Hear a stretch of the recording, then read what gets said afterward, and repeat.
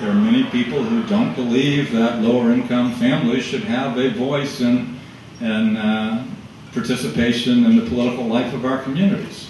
I don't know why that is, but clearly I wouldn't have even started ACORN if I wasn't pretty convinced that that was the way the world worked here. I think it's ridiculous that an organization like ACORN has to be involved in voter registration. I mean, I don't understand why people are not automatically registered to vote in our country. Certainly that's common in many both industrialized and non-industrialized countries.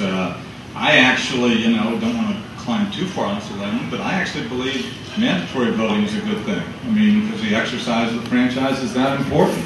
And, here in the U.S., that may be a radical notion, but it is what happens in Brazil and Argentina and Australia, which is hardly, a flaming, wild country. But I think there's a reason why, when you have, full exercise of the franchise, you have more democracy. We clearly have the ability to register everybody to vote automatically. We do that.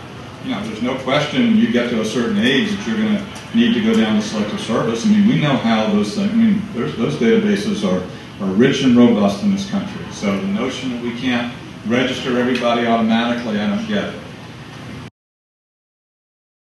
So after the election, ACORN already announced that it wasn't going to register voters in the future. Now it's announced that it's not going to help people who are poor do taxes. And now it's announcing it's not going to help people buy houses. I'm not sure why it's announcing any of those things. I don't know why they would do that. But going past that issue, those are huge voids. I mean, why, when I was at ACORN, cycle after cycle, we had to raise, and for this election, even before I left, we were raising up to $20 million to run a voter registration effort. Why was an organization like ACORN having to do that?